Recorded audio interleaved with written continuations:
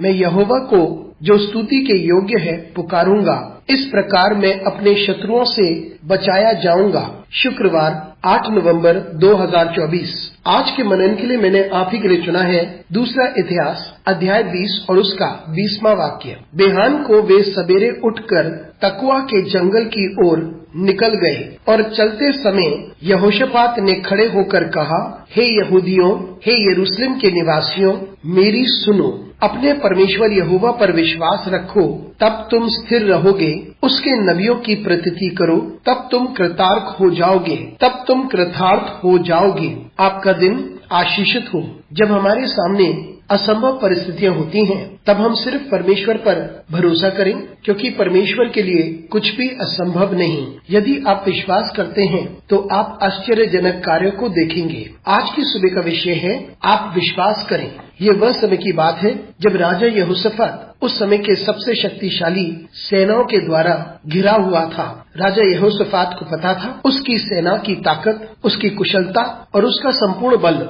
उससे वे यह युद्ध नहीं जीत सकता था। और ऐसे समय पर यहोशापात परमेश्वर को निहारता है और सभी लोगों को इकट्ठा करता है और प्रार्थना करता है। और जब वे युद्ध के स्थल पर पहुंचते हैं, उस वक्त राजा यहोशापात ने लोगों को ये सांत्वना के शब्द कहे। उसने उनसे कहा, परमेश्वर पर भरोसा करो और तुम दृढ़ बने रहोगे। उसके नबियों पर विश्वास करो और तुम अवश्य जीतोगे, क्योंकि नबियों ने कहा था कि परमेश्वर उनके लिए युद्ध जीतेगा। उनको विश्वास करना था और उन्होंने विश्वास किया कि परमेश्वर ने उनके लिए कितने अद्भुत कार्य किए। उन्हें लड़ने की भी जरूरत नहीं थी और वे युद्ध जीत गए। मित्रों, हमें यही करना चाहिए। हम परमेश्वर पर यकीन करें और हम दृढ़ बने रहेंगे। हमारी परिस्थिति जो भी हो, हमारे विरुद्ध में जो भी खड़ा हो सकता है कि हमारे लिए एक पहाड़ हो जो हमारे विरुद्ध में खड़ा है। हम इस बात पर यकीन करें कि परमेश्वर भला है और वो हमारे लिए भलाई करेगा। और हम इस बात पर यकीन करें कि परमेश्वर के लिए कुछ भी असंभव नहीं।